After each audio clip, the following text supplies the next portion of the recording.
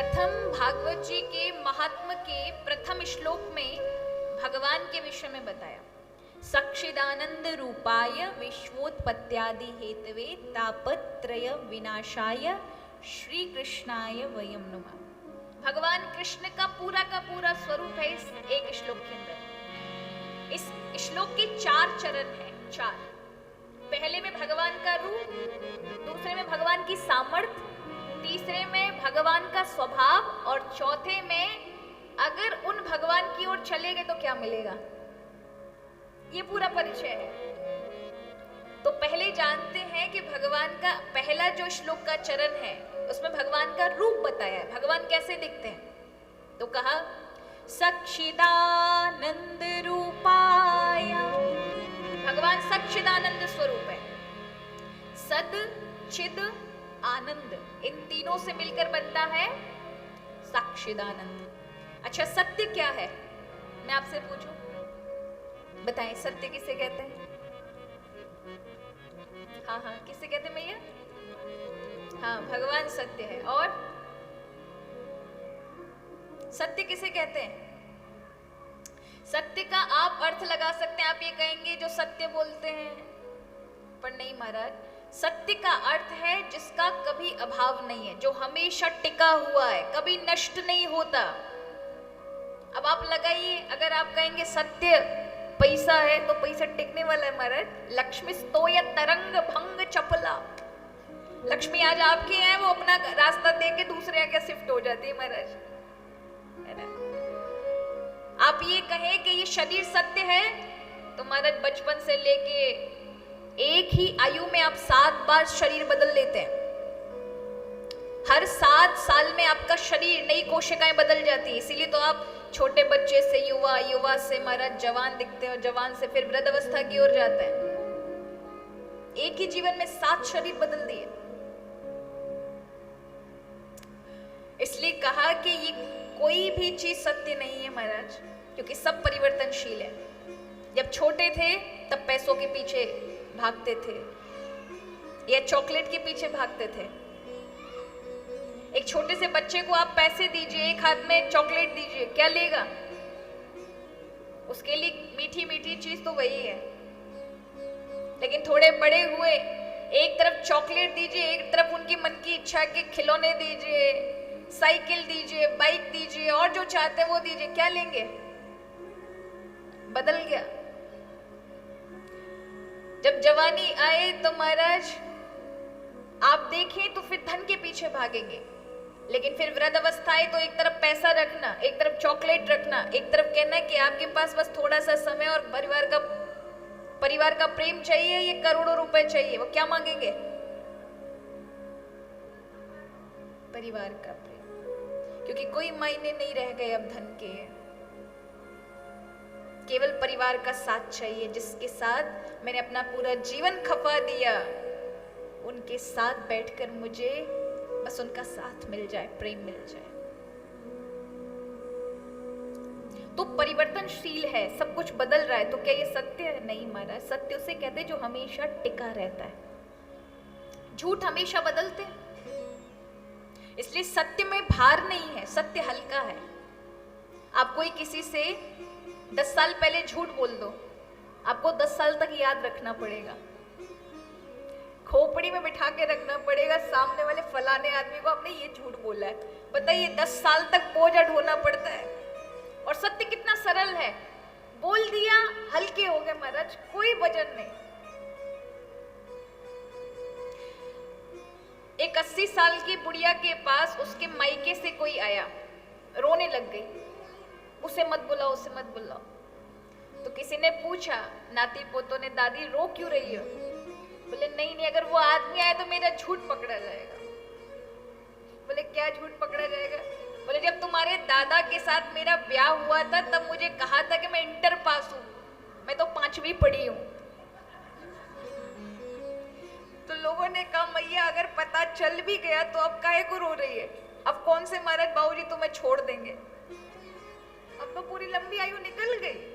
बोले नहीं, अब बताइए इतना एक छोटा सा झूठ 80 साल की बुढ़िया को परेशान कर सकता है। तो झूठ क्या है? वजन है, भार है, लेकिन सत्य क्या है? आसान, सरल।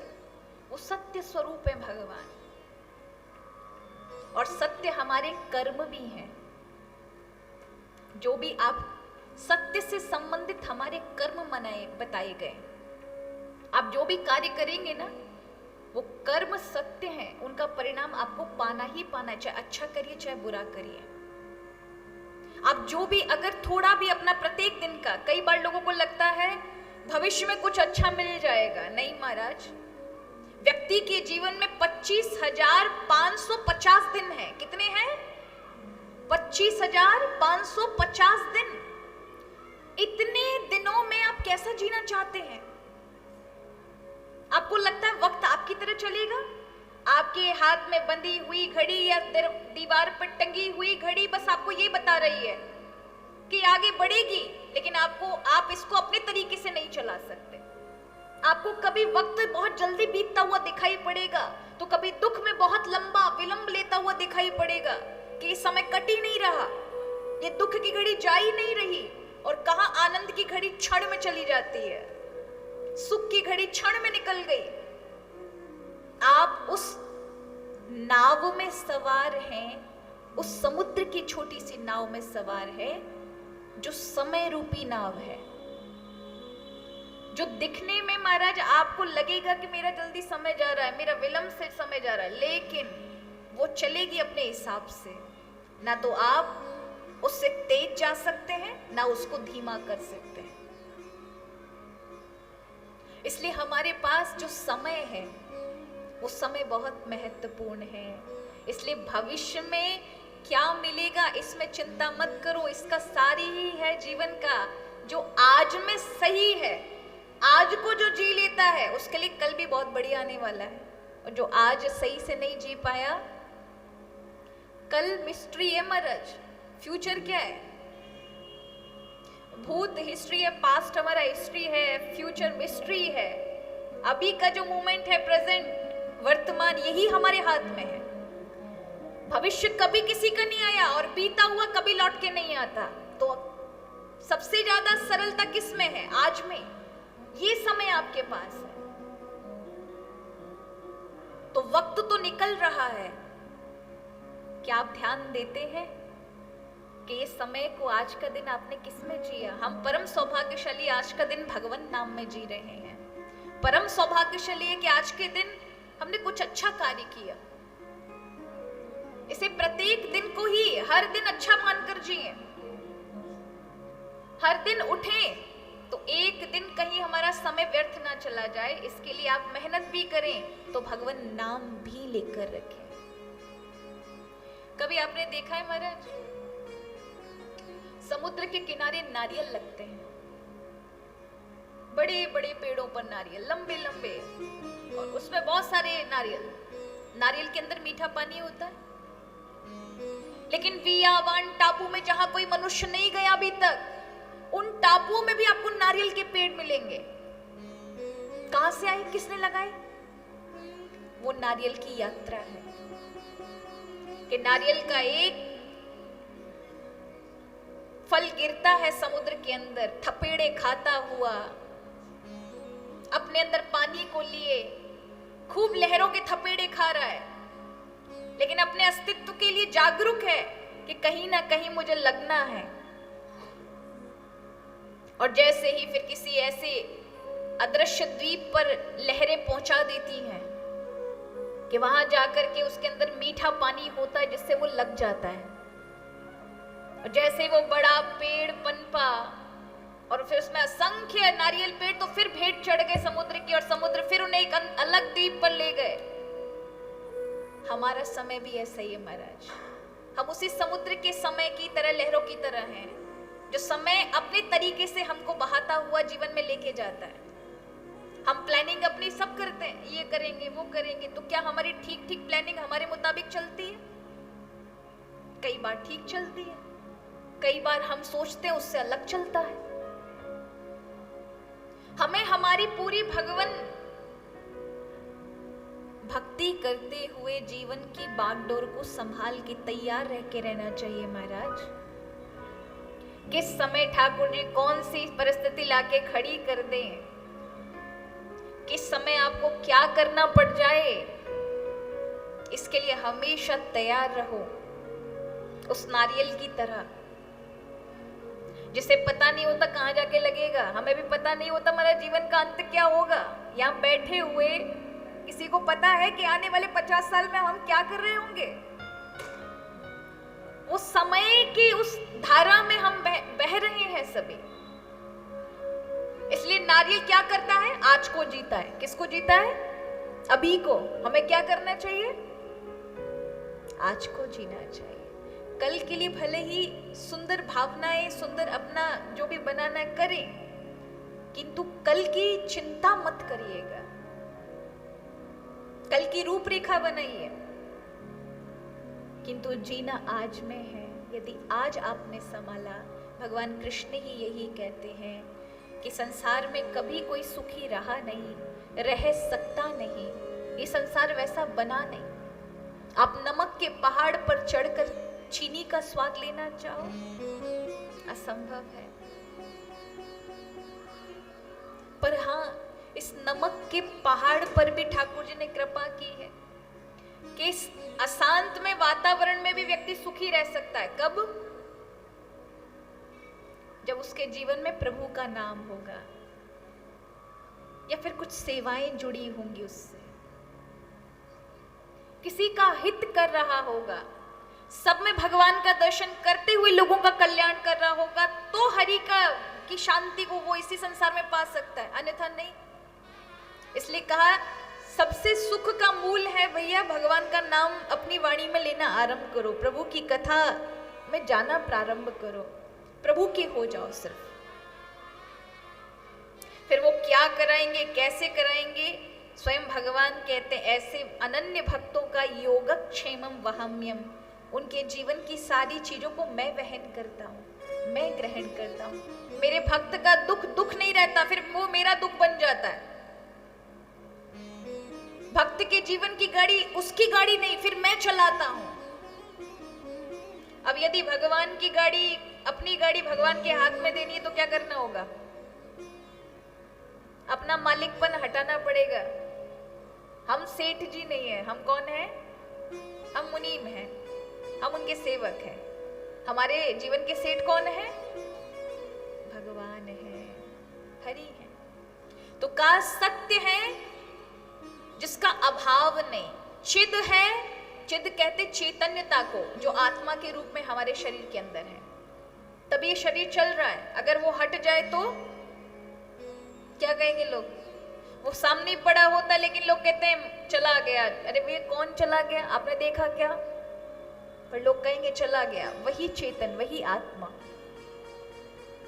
और सत्य को जिसका अभाव ना हो, यानी हमारे कर्म भी सत्य हैं। दूसरा चिद कहते हैं ज्ञान को और चैतन्यता को। यदि सत्य है और चिद नहीं है तो फिर हम जड़ हो जाएंगे। हम मनुष्यों के अंदर भगवान ने हमें बनाया है सत्य स्वरूप में, तो हमें ज्ञान भी दिया है, हमें सोचने समझने की शक्ति है ना, क्या करना चाहिए क्या नहीं करना चाहिए। लेकिन जानवरों में भगवान ने सत्य दिया है लेकिन चिद नहीं दिया, ज्ञान नहीं दिया, तो क्या होता है? उनको पता है क्या कैसे रहना चाहिए, कैसे क्या करना चाहिए? वो चिद, वो ज्ञान है परमात्मा। और सत्य चिद हो और आनंद ना हो तो जीवन फीका फीका लगेगा। वो आनंद है परमात्मा। आनंद कहां से पैदा होता है? भावना से। कहां से आता है? आपके इमोशन से। तो सत्य से है क्रिया, जिसको हम कहते हैं कर्म। चिद से है विचार, यानी जिसे कहते हैं हम ज्ञान। ज्ञान के माध्यम से अच्छे विचार जीवन में आते हैं। और आनंद है भावना। तो सत्य चित्त आनंद, यानी व्यक्ति का जीवन इन तीनों से बना हुआ होता है, कर्म, ज्ञान और भावना, भक्ति। इसीलिए कहता है कि कहते हैं कि सत्य कर्म करिए, अच्छे कर्म करिए, सत्व गुण कर्म करिए। अच्छा ज्ञान होगा तो अच्छे विचार आएंगे। और जब अच्छे विचार आएंगे तो किस समय आपकी भावनाओं को आपको कंट्रोल करना है, कब आपको भावनाओं को थोड़ा सा बढ़ाना है, ये तरीका पता होगा। और इसी को तीनों को मिला के चरित्र बनता है, इसी को हम कैरेक्टर कहते हैं। यानी कर्म अच्छा तब होगा जब विचार पवित्र होंगे। विचार पवित्र होंगे, विचार ही तो होगा जो एक आया कि ये करना चाहिए, तो फिर कर्म में आ जाएगा। और जैसे ही कर्म में आया तो फिर सुंदर भावनाएं बन जाएंगी, सुंदर भाव आएंगे, सुंदर आदत डालोगे, आदत डालोगे तो स्वभाव बनेगा, स्वभाव बनेगा तो फिर जीवन कैसा है, आनंद में। और वही मान्यताओं में पुरानी, हमारे तो दादा बाबा ने ये कहा था ऐसे ही रहेंगे, तो हमारे कभी कुछ नहीं सीखने वाले। कई चीजें आपको परंपरा में दी जाती है, लेकिन आप उसमें से चुनते हैं आपके लिए क्या सही है क्या गलत है। सारी चीजें बाहर लेकर खोपड़ी पे चलोगे तो हमारी सोच में समझने की भी शक्ति खत्म हो जाएगी। इसलिए कई चीजें तो हमें खुद से स्वीकार करनी चाहिए, हमारे लिए क्या सही है और क्या गलत है। इसलिए यहां पर सच्चिदानंद रूपाय, ये परमात्मा का रूप है। ऐसे समझिए सब में भगवान है, मेरे में, आप में, सब में है। लेकिन मेरा दर्शन करके आपको आनंद मिल पाएगा या मुझे आपका दर्शन करके आनंद मिल सकता है? नहीं, हम सब में भगवान है। इसीलिए पवित्रता बनी हुई है। अगर ये शरीर 48 घंटे तक मरने के बाद अगर आप जलाओ नहीं, इसका संस्कार ना करो, तो गंध आना चालू हो जाती है, घर में कोई नहीं रखेगा। लेकिन भगवान की वो चेतनता है कि यहाँ पर महाराज ना कभी दुर्गंध आती है शरीर से, आती है क्या? सड़ने की बदबू आती है? नहीं आती। कीड़े लगते हैं? नहीं लगते, क्योंकि आत्मा रूपी कृष्ण इसके अंदर विराजमान है। मरने के बाद कोई भी आपके पैर छूने नहीं आएगा। अगर हाथ से स्पर्श भी हो गया ना, 10 बाल्टी पानी डालेंगे अपनी खोपड़ी पे। क्यों डालेंगे? आप पवित्र हैं भैया, दूर रहो, दूर रहो। और जीवित हो तब तक खूब पाम छूमेंगे महाराज और आपको खूब प्रणाम करेंगे। मरने के बाद ऐसा क्यों हो जाता है? बोले जो पवित्रता बनाए हुए वो चैतन्य था, वो परमात्मा का स्वरूप निकल गया, इसलिए शरीर अब क्या रह गया? अब पवित्र मलमूत्र का एक घर ही रह गया। इसलिए क्या इसका वास्तविक रूप क्या है? बोले वास्तविक रूप इस शरीर का यही है कि जब इसमें सच्चिदानंद भगवान आते हैं तो फिर ये इसे जीवित कहा जाता है, इसे जीवन कहा जाता है। इसलिए बड़ा सुंदर भाव है कि सारे संसार को जो चला रहा है, जिसने सारे संसार से हमारा संबंध जोड़ा, वो कौन है? आज हम भले ही गाफिल होकर भूल जाएं, ध्यान ही ना दें, लेकिन जरा विचार करें, जब आप यहां नहीं थे तब भी संसार था, आप जब आए तब भी आपने ये संसार को देखा, आपने तो कुछ नया नहीं बनाया। लेकिन कौन सी ऐसी शक्ति थी जिसने ये तय किया कि ये माता पिता होंगे, ये परिवार होगा, ये सगे संबंधी होंगे, ये इसकी नाक, ये इसकी आंख, ये इसका शरीर बनेगा। आप तो अपनी मर्जी से लेकर आते तो सब खूबसूरत बन के आते महाराज, है ना? सब माता पिता अच्छे चुनकर आते, सब कोई ऐसे लड़ाई झगड़े वाले सगे संबंधी नहीं चाहिए, सब बढ़िया बढ़िया चाहिए। लेकिन जो भगवान ने तय किया अब सब निभाने पड़ेंगे। कौन ऐसी शक्ति जो पहले से तय कर देता है? और कौन ऐसी शक्ति है कि जब हम सब आनंद के साथ रह रहे हो तभी ऊपर से डोरी खींच लेता है और सब छोड़ के जाना पड़ता है? कौन है जिसने संसार से संबंध जोड़ा और जिसने संसार से संबंध तोड़ लिए? तो कहा इंसान चाहे कितना भी सोचे, भगवान ने जो तय कर दिया वही मनुष्य को मिलता है। इसलिए कहा तो भगवान का प्रथम श्लोक के पहले चरण में भगवान का स्वरूप बताया कि भगवान सच्चिदानंद स्वरूप हैं। भगवान का सामर्थ्य क्या है? तो कहा विश्वोत्पत्त्यादि हेतवे, भगवान विश्व को उत्पन्न करते हैं, पालन करते हैं और संहार कर देते हैं, बनाते हैं। बिगाड़ देते हैं और फिर चलाते भी हैं। ऐसी सामर्थ्य है। भगवान का स्वभाव क्या है? तो कहा तापत्रय विनाशाय। संसार में 3 दुखों से सारा संसार दुखी है। तीसरे के अलावा कोई चौथा दुख नहीं है। आदि दैविक, आदि भौतिक, आदि दैहिक। सरल भाषा में कहूं, कोई तन से दुखी है, अनेक अनेक बीमारी है, कोई मन से दुखी है, मानसिक स्वाभाविक क्लेश है, और कोई धन से दुखी है। तो ये 3 ही दुख है। इन 3 दुख के अलावा कोई चौथा दुख नहीं है महाराज। इन तीनों की दुखों की श्रेणी में सारे दुख आते हैं। तो कहा ये दुख आते क्यों हैं? बोले जीवन में पूर्व जन्म के पाप होते हैं, कुछ इस जन्म के होते हैं, उन सभी का फिर पाप मिलकर के ताप बनता है। वो ताप फिर इंसान को जलाते हैं, उसी को हम दुख कहते हैं। बोले तो फिर भगवान क्या करेंगे? बोले तुम्हें नहीं पता भगवान कृष्ण क्या करेंगे? बोले ताप के भी बाप को जो खत्म करने की सामर्थ्य रखता है वो है कृष्ण। कौन है? जो ताप दे रहे हैं ये दुख, इन दुखों का बाप कौन है? पिता कौन है? इनके पिताजी हैं पाप, जिनके कारण हमें दुख मिलते हैं। बोले उनको ही नष्ट करने की सामर्थ्य जो रखे वो है भगवान कृष्ण। इसलिए कहा कि केवल नमस्कार करने मात्र से 3 प्रकार के तापों का भी नाश कर दे, उनका नाम है श्री कृष्ण। श्री कृष्ण शरणम नमः। श्री कृष्ण को प्रणाम किया। तापत्रय विनाशाय श्री कृष्ण शरणम नमः। श्री कृष्ण भगवान के चरणों में प्रणाम नमन किया। पहले भगवान गोविंद की वंदना की और फिर उसके बाद गुरु की वंदना आई। श्री सुखदेव जी महाराज को प्रणाम किया, क्योंकि इस कथा के जो मुख्य वक्ता हैं वो गुरु स्वरूप है,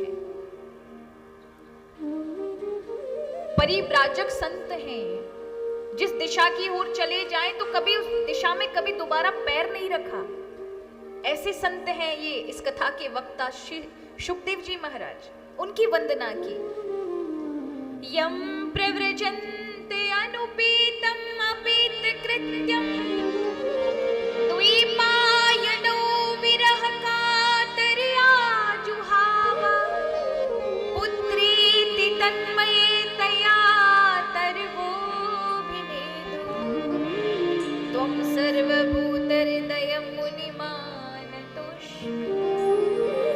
बोले जब माता के गर्भ से निकले, कैसे संत है ये? मैया के गर्भ से निकले तो गर्भ से जो पेट में लग के नाल आती है उसी को उठाया और कंधे पर डाला, चल दिए। ऐसा कोई कर सकता है? आपने देखा बच्चे पैदा होते हैं, आपको लेना पड़ता है गोदी में, पर वो अपनी माँ के गर्भ में कितने रहे?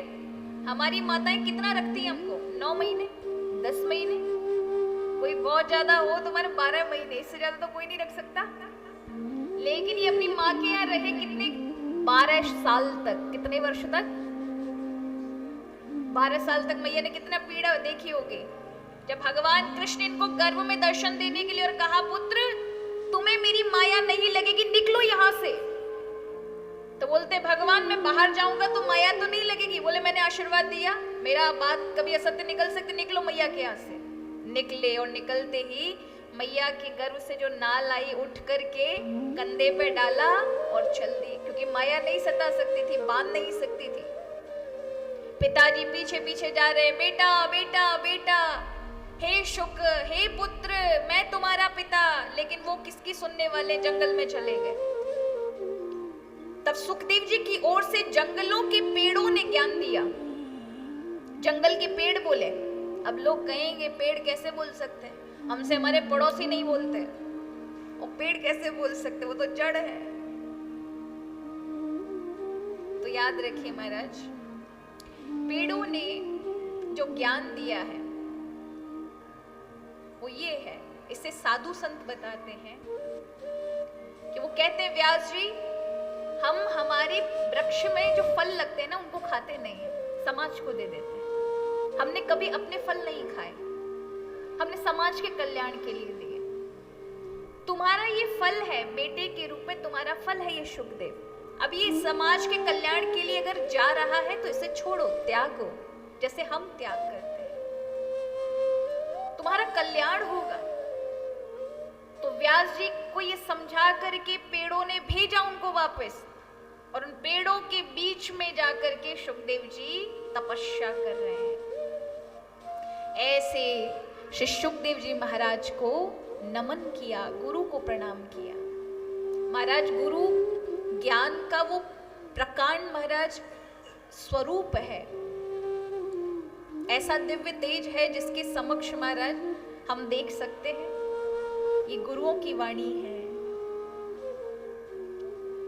इसलिए हमारे यहाँ कहा गया, अज्ञान ध्वांत विद्वंश कोटि सूर्य समप्रभा। ये जो गुरु हैं, सुखदेव जैसे, व्यास जी जैसे, सूत जी जैसे, ये करोड़ों सूर्यों के समान ज्ञानवान हैं। कितने? एक सूर्य नहीं, करोड़ों सूर्य के बराबर। लेकिन जब अपने शिष्यों पर कृपा करते हैं तो क्या हो जाते हैं? अपनी रोशनी बिल्कुल चंद्रमा की तरह कर लेते हैं। कैसे कर लेते हैं? शरद ऋतु के चंद्रमा की तरह। इसीलिए गुरुओं की पूर्णिमा मनाई जाती है। क्या मनाई जाती है? हम क्या बोलते हैं? गुरु पूर्णिमा। जिनका तेज प्रखर करोड़ों सूर्य के समान है, किंतु अपने शिष्य पर वो अपनी करुणा शीतलता की छाया के लिए करोड़ों सूर्य के समान होने के बाद भी अपने आप को कितना शीतल कर लेता है? चंद्रमा की तरह अपने आप को डिम कर लेता है। लाइट बिल्कुल जो हाई हो रही है उसको कम कर लेगा, और कितना? जितना उसका शिष्य झेल सके। और उसके अंतःकरण में छिपा हुआ अज्ञान का जो हरण करने की सामर्थ्य रखता है, हर लेता है उसके अज्ञान को, वो है गुरु। आनंदमानंद करम प्रसन्नम ज्ञानम स्वरूपम निज बोध युक्तम। ऐसे गुरु हैं जो बोध कराते हैं, ज्ञान कराते हैं। तो ऐसे गुरु को प्रणाम किया। और फिर व्यास जी महाराज हमें ले चलते हैं नैमिषारण्य की भूमि पर, जहां 88,000 ऋषि बैठे हैं, और उनके बीच में वक्ता के रूप में बैठे हैं सूत जी महाराज, जिनकी आयु है 20 वर्ष, मात्र 20 वर्ष। और जो वक्ता है, श्रोता है, सौनकादिक ऋषि, उन सभी की आयु है महाराज कोई 4-4 युग का, कोई कितने युग से महाराज तपस्या कर रहा है। इतने लंबी लंबी आयु के महात्मा बैठे हैं। सबने महाराज मिलकर एक प्रश्न किया। देखो 88,000 ऋषि, लेकिन उनकी ओर से एक मुख्य एक संत बैठे जिनका नाम है सौनक जी महाराज। क्या नाम है? सौनक जी। वो प्रश्न करते हैं, महाराज कलयुग आने वाला है, लोगों की वृत्ति आसुरिक हो जाएगी। नहीं, अपना अपना सोचेंगे लोग, सिर्फ मेरा हो जाए, बाकी सबका महाराज जो होना वो होता रहे, बस मैं बच जाऊं, मेरे लिए सब कुछ होना चाहिए। असुर किसे कहते हैं?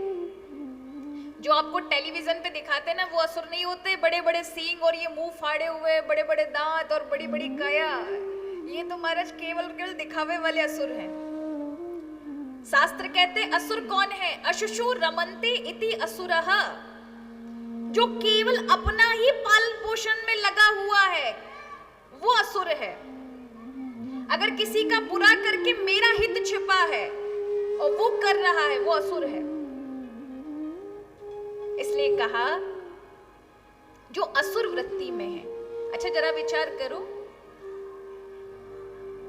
जब फोटो खींचा जाए और आपको पता चले कल के अखबार में आपकी फोटो आने वाली है, और आपने जैसे ही अपना न्यूज़पेपर उठाया, फ्रंट पर देखा बड़ा सा महाराज कथा में, आप कथा सुन रहे हैं, फोटो में, तो सबसे पहले किस पे निगाह पड़ेगी?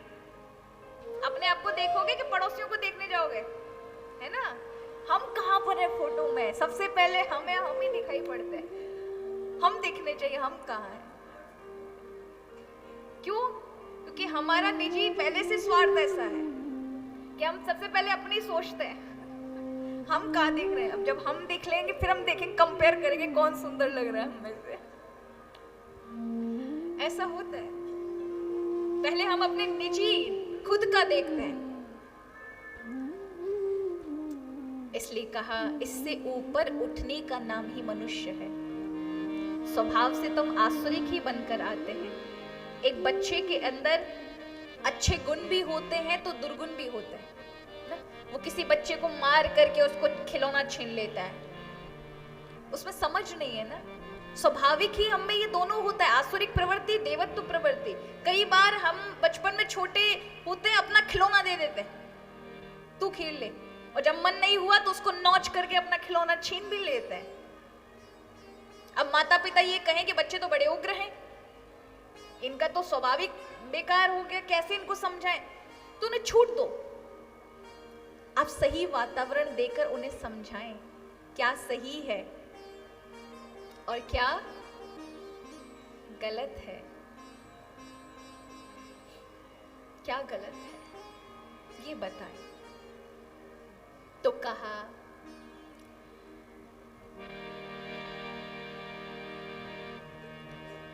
कि ऐसे गुरु आप हमें बताइए कि बस कलयुग आने वाले लोगों की प्रवृत्ति आसुरिक हो जाएगी। कोई ऐसा माध्यम बताइए जिससे भगवान प्रसन्न हो जाएं और मानव सही दिशा मानव को मिले।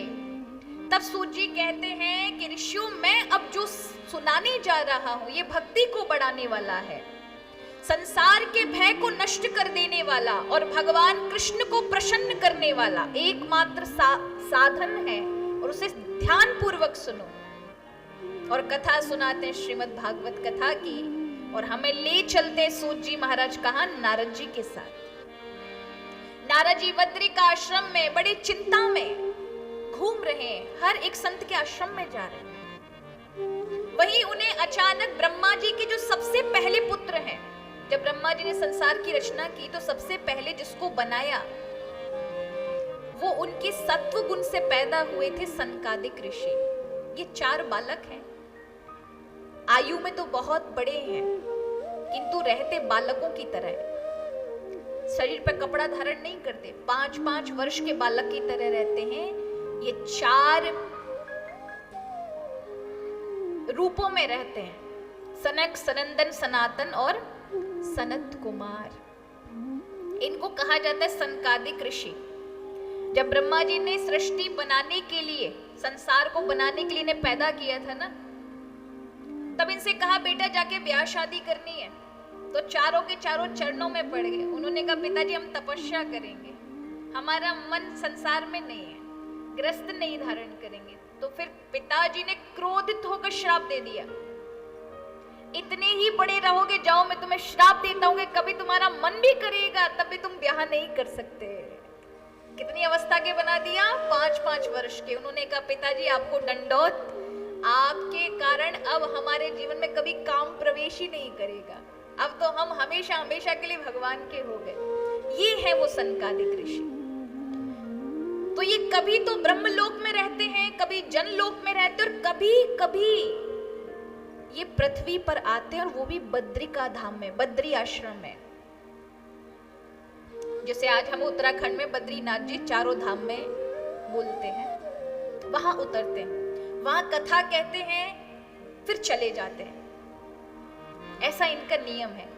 अचानक ये नारद जी को मिल जाते हैं। नारद जी प्रणाम करते हैं, ये देख करके कहते हैं कि नारद जी आप जैसा संत महात्मा दुखी, अरे आप किस चिंता में हैं? आप तो भगवान का रात दिन भजन करने वाले हो, और आप चिंता में? भगवान का भजन करने वाला चिंता में नहीं रहता, आपको क्यों चिंता? तब यहां पर ये कहते हैं, नारद जी कहते हैं कि मैं इस पृथ्वी को सर्वोपरि समझ करके, क्योंकि संसार में कर्म प्रधान है, जो जैसा करता है वैसा पाता है। तो देवता इसकी महिमा गा रहे थे इस पृथ्वी की कि हमें एक बार मनुष्य योनि जन्म दे दीजिए। ब्रह्मा जी से प्रार्थना करे तो तुम्हें देखने आया था कि पृथ्वी पर है क्या ऐसा। बड़े बड़े तीर्थों में गया तो मैंने तो बड़ा अत्याचार देखा, लोग वैराग्य के नाम पे कपट कर रहे हैं, स्त्रियों में महाराज घर में मर्याद नहीं है। अब देखो ये मेरी वाणी नहीं है, आप मेरे पे दोष रोपण करें। स्वयं भागवत जी में लिखा है कि घर में माताओं की चलती है। किसकी चलती है? कलयुग में किसकी चलेगी? मैयाओं की चलेगी, भाइयों की, घर में किसकी चलेगी? चले, अच्छी बात है महाराज, पर जब घर में बड़ो काम हो तो महाराज बूढ़े बड़न ने भी पूछना चाहिए, बुजुर्गों को भी पूछना चाहिए, क्योंकि हमारे घर की शोभा कौन है? ये बड़े ही हैं। पर कहा नहीं, उनसे कोई नहीं पूछता। कहा शयाल को बुद्धिदायका, बोले ससुराल से साले साहब आएंगे, उनसे महाराज मशवरा करेंगे, सलाह लेंगे। घर के बूढ़े बड़ों से कोई पूछने वाला नहीं है।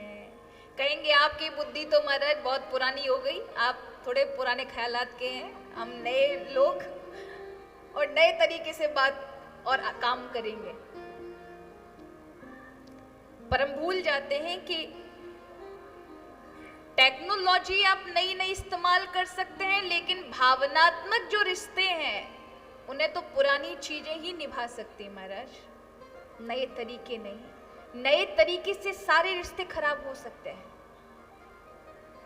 आप टेक्नोलॉजी, नई नई चीजें, आपको चीजें पसंद है जो आपके दिमाग को फ्रेश कर दे, बुद्धि को फ्रेश कर दे, आपके शरीर को फ्रेश कर दे, किंतु अगर भावनात्मक आनंद चाहिए तो फिर आपको पुरानी चीजें जो हैं वही उतनी उपयोगी है महाराज, उतनी ही आज भी। इसलिए कहा, कई बार लोग कहते हैं ये करवा चौथ क्यों मनाते हैं, इसका तो शास्त्र में कहीं वर्णन नहीं है। महाराज शास्त्रों में तो कई जगह वर्णन है। नारद पुराण में इसे कर का चौथ कहा जाता है, कनक चतुर्थी कहा जाता है, कई शास्त्रों में इसका वर्णन है। ये गणेश जी को समर्पित है। अब सबकी अपनी अपनी क्षेत्र की परंपराएं रही, जिन्होंने जैसा माना मना लिया, पर गणेश जी को करवे चढ़ाए जाते। ये व्रत केवल स्त्रियों को ही करना चाहिए, पुरुष को नहीं। पुरुष को तो चंद्रमा भी नहीं देखना चाहिए, ये मान्यता है। पर हमारे यहाँ तो परंपराएं चालू हो गई, मैं चंद्रमा देख के चलनी में और फिर जाके देते हैं। चलो कोई बात नहीं, आप करो। कई लोग कहते इसका विरोध करते, नहीं करना चाहिए,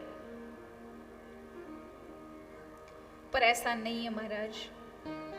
ये आपके प्रेम को दिखाता है। किसको दिखाता है? पति के प्रति आपका कितना समर्पित भाव है, और उस पति का अपनी पत्नी के प्रति कितना स्नेह है कि उस दिन उसे कितना प्रेम होता है अपनी पत्नी के प्रति, कि उसने उसका एक दिन का भोजन नहीं किया, जलपान नहीं किया, अपने प्राण।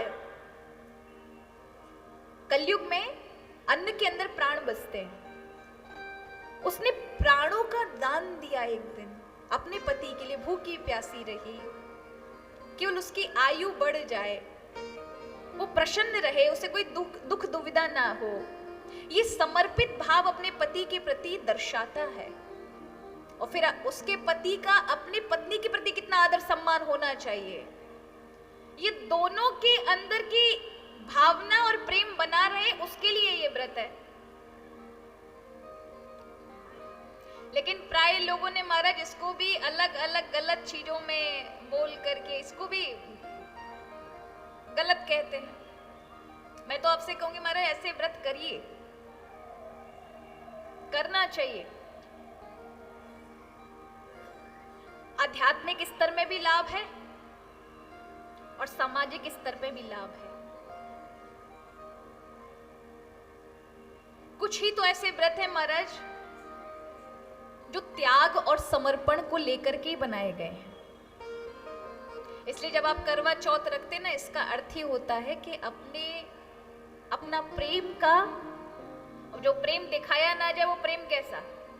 अब आप प्रेम को दबा के रखे, बताइए नहीं महाराज, तो सामने वाला अंतर्यामी नहीं है कि भगवान है कि जान लेगा, उसे प्रदर्शित करना पड़ेगा आपको। मन में रखने से प्रेम किसी को पता नहीं चलने वाला। हाँ, भावनाओं में दिखेगा, किंतु यदि आप प्रदर्शित नहीं करेंगे तो ये जो भगवान को हम प्रसाद चढ़ाते हैं जा जा करके, ये क्या है? अपने प्रेम का प्रदर्शन पदार्थ के रूप में। वैसे भगवान को आप क्या दे सकते हैं? हम 5, 10 रुपया, 100 रुपया दे के जाए, भगवान खुद आपको दिखा देंगे, बगल से लक्ष्मी खड़ी, तू मोको का देगो, मैं तो को देवे वारो, मुझे क्या दोगे तुम? हम क्या दे सकते भगवान को?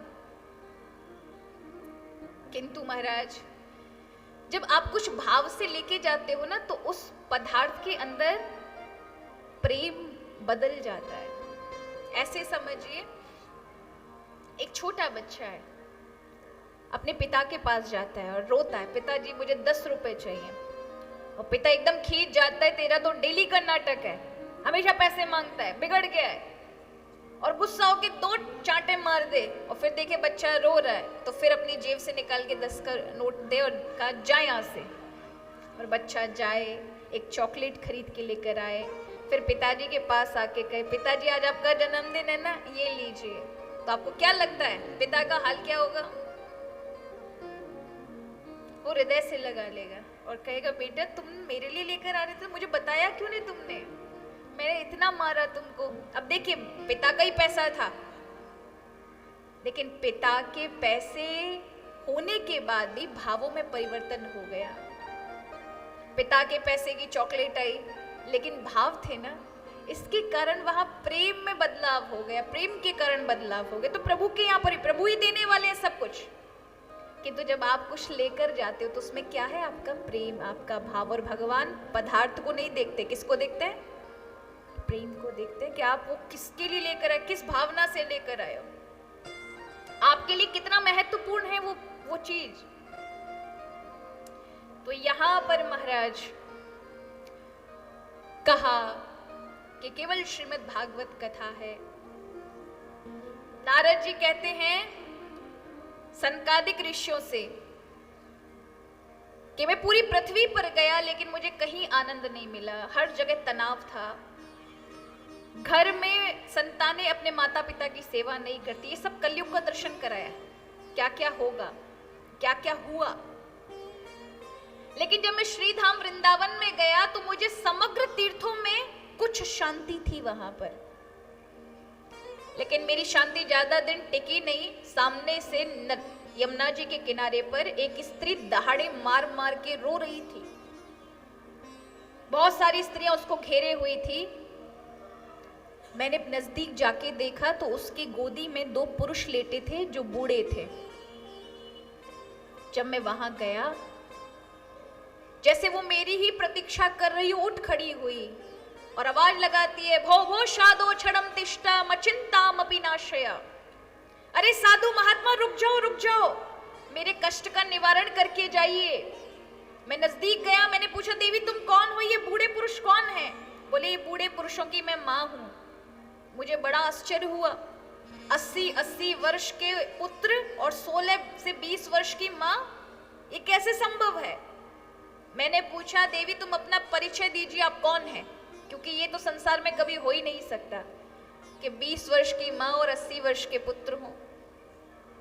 तो वो देवी कहती है, अहम भक्ति रीति ख्याता इमो में तनयो मतयो ज्ञान वैराग्य नामानु। मेरा नाम भक्ति है। क्या है? ये मेरे जो पुत्र हैं, ये है ज्ञान और वैराग्य। देखो, ये समाधि भाषा है, बड़ा सुंदर रूपक व्यास जी ने दिया है कि वृंदावन में भक्ति को ज्यादा महान महिमा है भक्ति की, इसलिए भक्ति युवा हो गई है। लेकिन वृंदावन में, ब्रज में ज्ञान वैराग्य से किसी को मतलब नहीं है, लोग भक्ति करते हैं क्योंकि वृंदावन में रागात्मिका भक्ति है। कैसी भक्ति है?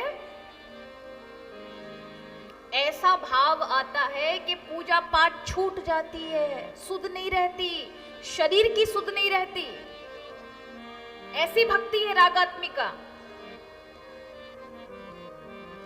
ऐसा नहीं कि बोर लग रहा है, मन नहीं कर रहा इसलिए माला नहीं जाप करेंगे, इसलिए ये नहीं करेंगे, जानबूझ के नहीं, करते करते ऐसा भाव का आवेश आया कि छूट गई माला, नियम धर्म छूट गए। तो रागात्मिका वो स्तर है भक्ति का।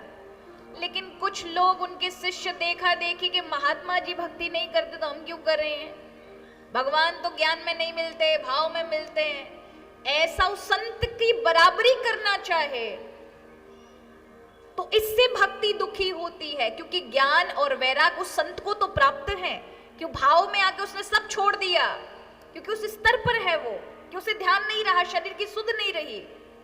लेकिन जो इस स्तर पर नहीं पहुंचे उसका देखी देखा अनुकरण करें। कह रहे इस महात्मा ने तो पहले माला जाप करते, माला भी नहीं जाप करते, ये नहीं तो हम भी नहीं करेंगे। भगवान तो भाव के भूखे हैं। तो फिर क्या होगा? ज्ञान की सीढ़ी टूट गई, वैराग्य जीवन में नहीं रहा, तो भक्ति तो है लेकिन भक्ति किसी काम की नहीं है, दुखी है। तो वृंदावन में भक्ति कैसी स्थिति में? दुखी स्थिति में है, रो रही है, क्योंकि उनके बालकों को कोई पूछने वाला नहीं। देखिए, यदि आप भक्ति करेंगे और ये नहीं जानेंगे कि भक्ति किसकी कर रहे हैं और क्यों कर रहे हैं, तो बिना ज्ञान के ना तो भगवान को जाना जा सकता है, ना भक्ति की जा सकती है।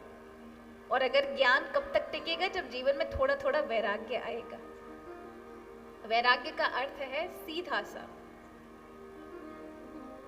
कि धीरे धीरे अपने मन को, अगर आप 2 सब्जी या 3 सब्जी प्रतिदिन खाते हैं तो किसी दिन ये व्रत बनाइए कि आज 3 नहीं खाएंगे, आज 1 से ही खाएंगे। होते हुए भी चीजों का परित्याग करने का अभ्यास करना, ये धीरे धीरे वैराग्य को बढ़ाता है। और जो ऐसा कार्य करता है तो फिर उसके जीवन में ज्ञान टिकता है। अन्यथा आप ज्यादा भोग में रहेंगे तो यहां से कथा सुनेंगे, चप्पल पहनी नहीं महाराज, आपको ज्ञान वही की वही गया। किस पे टिक पाएगा? वैराग्य होगा थोड़ा थोड़ा। कि कभी एसी नहीं भी मिला तो भी तिल मिलाहट नहीं है। कभी वृंदावन में जाते हुए कहीं ऐसी धर्मशाला में रुकना पड़ा जब व्यवस्था नहीं है लेकिन तिल मिलाहट नहीं है, वहां भी उस समय आप हर स्थिति में भगवान का हर उस जगह का आनंद ले रहे हैं। नहीं तो हल्की सी लाइट चली गई तो हमारा गर्म हो गए और कहे सरकार तो बेकार है, ये बेकार है, 50 गालियां दे दी पूरे महाराज उस सबको। इसलिए कहा कि भैया वृंदावन में दुखी थी भक्ति, शांति बना के रखेंगे, दुखी थी। तब नारद जी ने कहा देवी चिंता मत करो, मैं तुम्हारे और तुम्हारे पुत्रों को फिर से उसी अवस्था में लाकर प्रत्येक जन जन में अगर स्थापित ना कर दूं तो मेरा नाम नारद नहीं, भगवान का भक्त नहीं।